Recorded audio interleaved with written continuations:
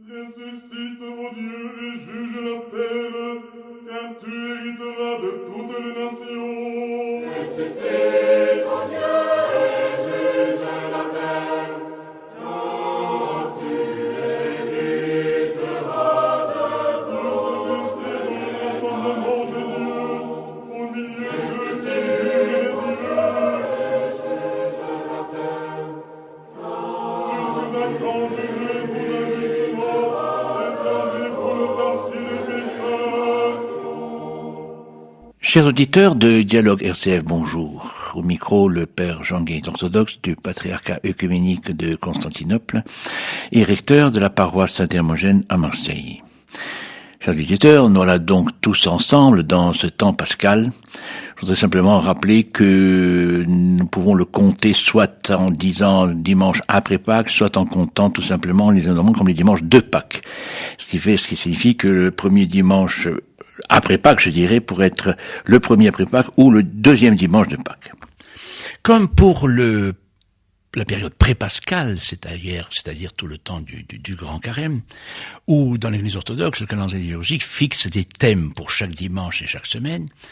De même, pour la période pascale proprement dite, en réalité donc de Pâques à l'Ascension, ou plus exactement en réalité jusqu'à la Pentecôte, eh bien, le calendrier liturgique orthodoxe également a fixé des thèmes, et des thèmes de réflexion, de méditation, de commémoration, de mémoire. Et ainsi, le premier dimanche après Pâques, ainsi que le suivant, nous revenons en quelque sorte sur l'événement lui-même de la résurrection. Je veux dire que ce dimanche-là, donc premier après Pâques, nous revenons sur la rencontre avec Thomas, et le dimanche suivant, nous commémorons les femmes mirophores. Et d'abord aujourd'hui, Thomas. Alors, nous savons en particulier, par l'évangile de Jean, que le soir même de la résurrection, les disciples se retrouvent dans la chambre haute, c'est-à-dire là où ils avaient l'habitude de prier, toute porte étant close, précise l'évangile. Ils sont 11, et Thomas n'est pas là. Ils sont tous dans le désarroi, il n'était pas à la croix, sauf Jean, mais par contre là, le soir, Jean apparemment y est. Ils sont très certainement dans un état absolument de désarroi et avec un sentiment de vide. Et Thomas n'y est pas. Pourquoi Thomas n'y est pas? Aucune indication, à ma connaissance, aucune indication historique, ni de tradition populaire, ni rien du tout. Un indice. Thomas porte deux noms. Un qui est celui dans l'évangile. C'est Thomas dit le didyme, c'est-à-dire le jumeau. Et puis il restera un petit par contre dans l'histoire, comme Thomas l'incrédule, justement parce que, nous allons le voir tout de suite, 8 jours après, il exigera en fait de voir et de toucher les plaies du Christ pour croire que c'est lui et croire qu'il est le ressuscité. Un petit mot de son surnom, car c'est un surnom, didyme, le jumeau. De quoi s'agit-il? Pourquoi a-t-il été surnommé le jumeau? Parce que, semble-t-il, il ressemblait énormément au Seigneur lui-même, à Jésus. De grâce, surtout ne pas suggérer à aucun moment qu'il fît réellement le jumeau au sens classique du terme charnel de Christ, c'est absolument exclu. Mais bon, il y avait, semble-t-il, une ressemblance extérieure qui peut-être avait sur Thomas un effet lui-même un petit peu mystérieux qui le perturbait. Toujours est-il qu'il n'est pas exclu qu'il fut particulièrement, complètement perdu devant les événements qui viennent de se dérouler, c'est-à-dire la crucifixion. Et non seulement il n'y est pas, mais il a l'air de fuir quelque part. Et voilà donc un premier élément. Cela dit, rappelons que le soir du premier jour, alors que Thomas n'y est pas, le Seigneur lui-même se présente toute porte étant close et dit à ses disciples que la paix soit avec vous, et spontanément leur présente, leur montre ses plaies de la main et également donc sur le côté. Ce que rapporte d'ailleurs de la même manière l'évangéliste Luc. Donc ce n'est pas extraordinaire, il l'a fait spontanément. Mais voilà, Thomas n'y est pas, alors donc les disciples le verront ensuite dans la semaine, et lui diront, on l'a vu. Et c'est là où Thomas prononce sa fameuse phrase, si je ne vois pas, si je ne monte, mais pas mes doigts dans les plaies, je ne croirai pas. Et c'est de là qu'est venu ce autre surnom de Thomas, l'incrédule. Il n'en demeure pas moins qu'ils se retrouvent 8 jours après, ils sont à nouveau ensemble, et là Thomas y est. Et le Seigneur revient de la même manière. La paix soit avec vous, et cette fois-ci, il rajoutera d'ailleurs, recevez le Saint-Esprit, ce qu'on appelle la petite Pentecôte. Mais avant cela, il dit à Thomas lui-même, viens, vas-y, touche-moi. Et c'est ce qu'il fait, et à partir de là, si peut-être Thomas a eu, nous connaissons ce tempérament, cette exigence, n'est-ce pas, qui nous concerne largement. Je ne veux bien croire que ce que je vois, pour ne pas dire ce que je démontre. Ben, il ne s'agit pas de démontrer, mais au moins de voir, d'avoir des indices palpables, c'est le cas de le dire.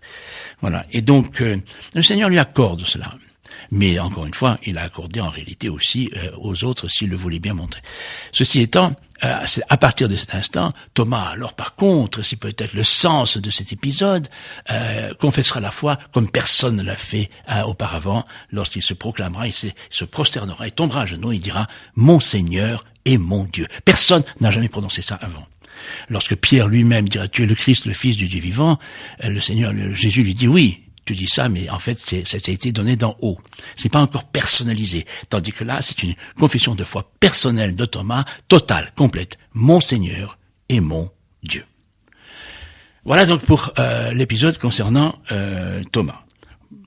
Le dimanche suivant, nous revenons presque en quelque sorte encore plus près de l'événement de la résurrection, puisqu'on commémore ce qu'on appelle les femmes myrophores, c'est-à-dire les porteuses de myrrhe, les porteuses d'aromates.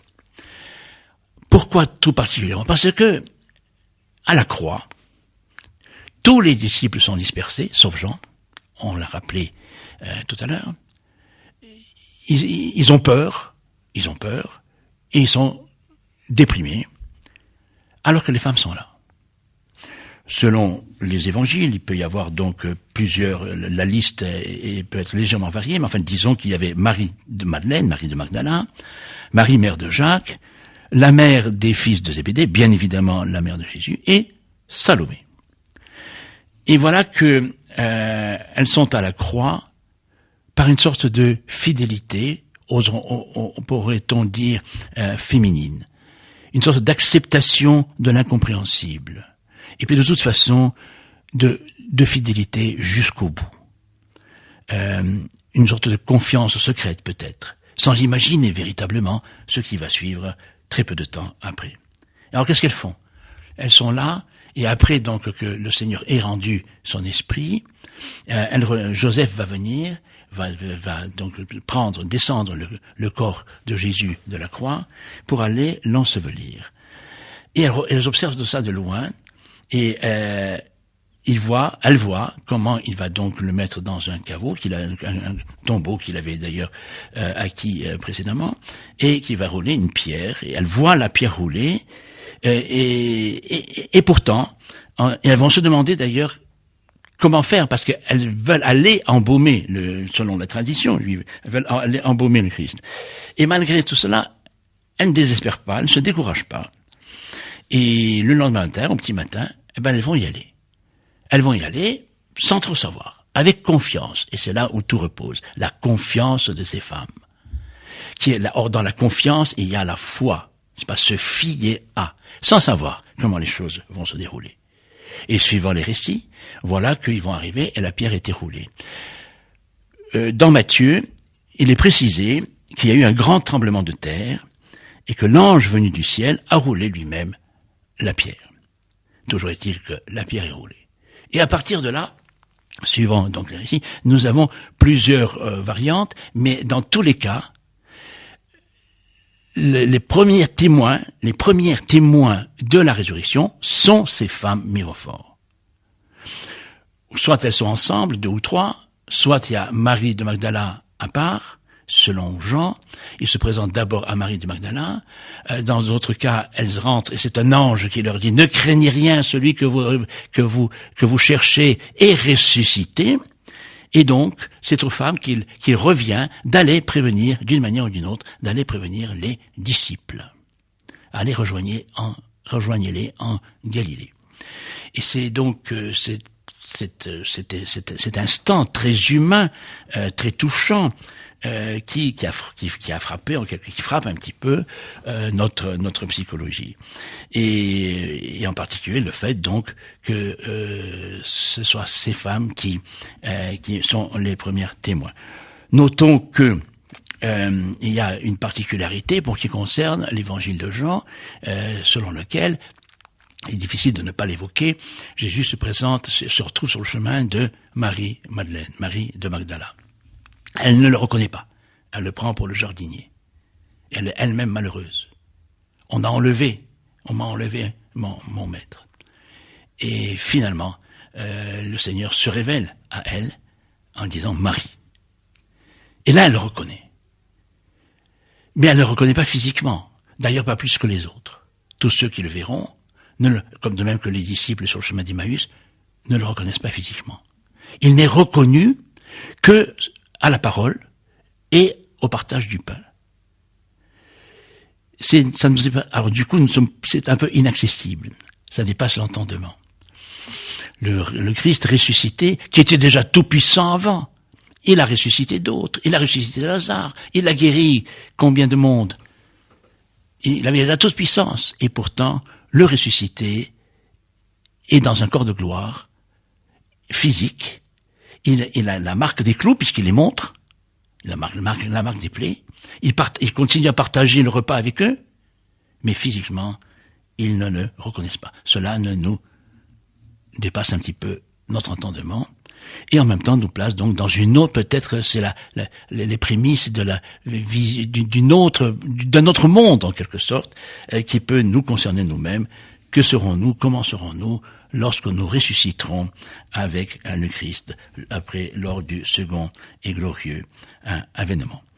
Soyons confiants comme ces épouses, comme ces femmes mirophores, mais qui en quelque sorte sont les épouses du Seigneur, et soyons nous tous aussi confiantes qu'elles, et croyons que le Seigneur est vraiment ressuscité. Christ est ressuscité.